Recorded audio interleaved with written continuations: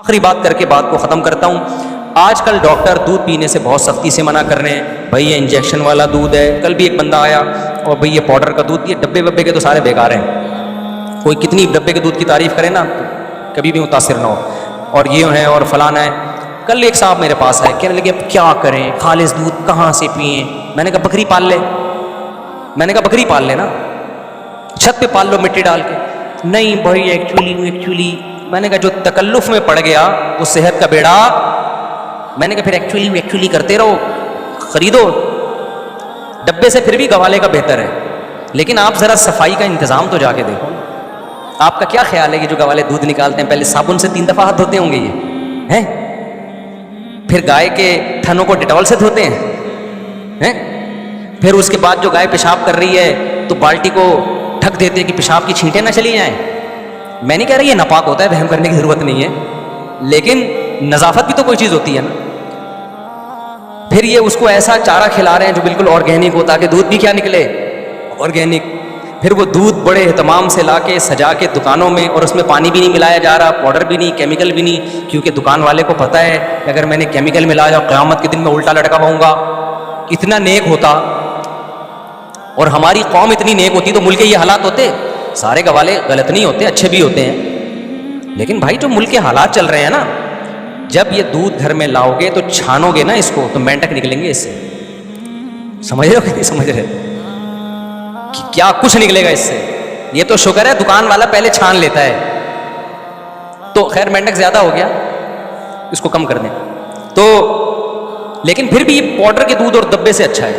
تو آپ اپنی صحت پہ کمپرومائز کیوں کر رہے ہو؟ تکلف کو دور کر دو, بکری پالو, نکال لو بکری کا دودھ, 2-4 دن ٹینشن ہوگی, تواضع بھی پیدا ہوگی. کیوں تکلف میں اپنی زندگیاں برباد کر رہے ہو میرے بھائی؟ دیسی مرغیاں پال لو, روزانہ انڈے دیں گی. سمجھ رہے ہو؟ آج کل تو ڈاکٹر دیسی مرغیوں کی ترغیب دے رہے ہیں کہ بھائی دیسی انڈا ایک کھا لینا وہ فارمی 3 سے بہتر ہے. اور کچھ چیزیں تو دیسی انڈے کی زردی میں ایسی ہیں جو فارمی انڈے میں جو ڈاکٹر کہتے ہیں ہوتی نہیں ہے. لیکن آپ مرغی نہیں پالو گے, کیونکہ آپ کی پرسنالٹی کیا ہوتی ہے, اس سے خراب ہوتی ہے. آپ 3 پیس سوٹ اور ٹائی پہننے کے عادی ہو, آپ کو آفس میں ورک کرنا ہے, آپ کے پاس ٹائم نہیں ہے اس میں ایکچولی. تو کھاؤ ڈبے پیو, برگر کھاؤ. اور پھر مجھے وہ شعر یاد آتا ہے اکبر الہ آبادی کا, وہ شعر سنا کے اپنی بات ختم کرتا ہوں. جب انگریز آیا نا تو یہ تکلف والی زندگی انگریز کے آنے کے بعد شروع ہوئی ہے, جو آج ہمیں ان چیزوں سے منع کر رہے ہیں. لیکن ان چیزوں میں ڈالا کس نے ہے؟ انگریز نہیں ڈالا.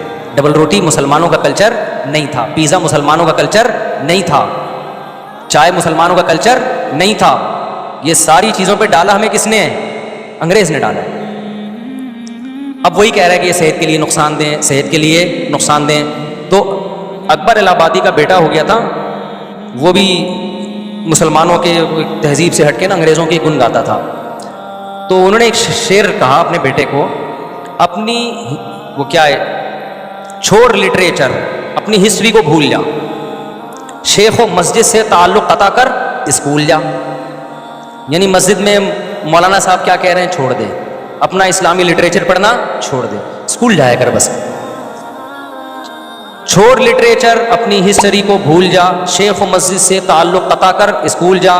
4 دن کی زندگی ہے, کوفت سے کیا فائدہ, کھا ڈبل روٹی, کلر کی کر, خوشی سے پھول جا. مسلمان کلر کی نہیں کرتے تھے, جاب نہیں کرتے تھے, مسلمان سارے تاجر ہوتے تھے. آج بھی آپ دیکھیں جو قوم اسکولوں میں نہیں گئی وہ بڑے بڑے کروڑ پتی ہیں, تاجر ہیں. میں اسکول میں جانے کے مخالف نہیں ہوں, کیونکہ صرف پیسہ ہی سب کچھ نہیں ہوتا, نالج بھی چاہیے ہوتی ہے انسان کو. لیکن آپ کوئٹہ میں دیکھ لیں, پشاور میں دیکھ لیں, افغانستان میں دیکھ لیں, ارب پتی تاجر ملیں گے آپ کو. جاپان میں تجارت, ترکی میں تجارت, میں دنیا میں جہاں جاتا ہوں کوئٹہ کے تاجر ملتے ہیں. افغانستان کے جو اسکول میں ایک دن نہیں پڑھے ہوتے. ایک ترکی میں مجھے تاجر ملا جو سواس سے قیمتی پتھر لے کر آیا ہوا تھا. صحیح ہے نا, حالانکہ پڑھنا نہیں آتا اس کو, ایسی کروڑوں میں کھیل رہے ہیں وہ. مسلمان تھا, بزنس مین. انگریز نے کیا لگا دیا, انگریز کو فیکٹریوں کے لیے کلر چاہیے تھے, آفس کے لیے, اور تو اس نے کہا کہ یہاں سے پڑھو اور آپ کیا کرو, میرے ہاں جاب کرو, میں آپ کو اتنی تنخواہ دوں گا, 3 پیس سوٹ ٹائی میں آیا کرو. وہ دیکھو بزنس مین پاجامہ پہن کے جا رہا ہوتا ہے, شلوار یہاں اس نے رومال یہاں لٹکایا ہوتا ہے, شکل سے پڑھا لکھا نہیں لگ رہا. خیر اب کیا ہوا کہ مسلمانوں میں یہ کلچر آیا تو وہ بھی اسی کے عادی ہو گئے. اب نتیجہ نکلا کہ بھائی مرغی نہیں پالنی ہماری, وہ کیا ہوتی ہے, اس سے انسلٹ ہوتی ہے, لوگ کیا کہیں گے, مرغی پال رہے ہیں, یہ بکری پالی ہوئی ہے. تو صحت اور نیچر وہ آپ کے نخروں سے متاثر نہیں ہوتی. اگر آپ کے پاس آرگینک دودھ پینے کا انتظام نہیں ہے تو ایسا نہیں ہوگا کہ ڈبے میں آپ کو وہ چیزیں مل جائیں جو گائے میں ہیں. یہ نہیں ہو سکتا کہ آپ کے پاس ٹائم نہیں ہے. فطرت تو فطرت ہے نا, وہ تھوڑی چینج ہوگی.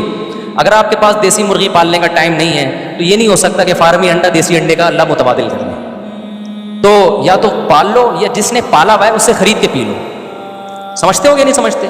بہت سے لوگ پال رہے ہوتے ہیں لیکن ان پہ اعتماد ہو تو وہاں سے جا کے خرید لیا کرو. تو یہ کرنا پڑے گا آپ کو. تکلف سے جتنا اپنے آپ کو آزاد کرو گے اتنا اللہ آپ کو صحت بھی دے گا, مینٹلی صحت بھی ہوگی اور جسمانی صحت بھی ہوگی اور ٹینشن فری لائف ہوگی. اور جس نے تکبر کی چادر اوڑھ لی کہ میری یہ شان نہیں ہے اور میں یوں اور میں یوں, تو خود ہی وہ ڈپریشن سے تھوڑے دنوں میں مر جائے گا. میں جو کرتا رہتا ہے نا تو وہ کسی کام کا نہیں رہتا. ہمارے نبی کی سیرت دیکھو کیسی سعادت, تو سادہ زندگی کی عادت ڈالو. سمجھتے ہو کہ نہیں سمجھتے؟ اللہ تعالیٰ سمجھنے کی, عمل کرنے کی توفیق عطا فرمائے.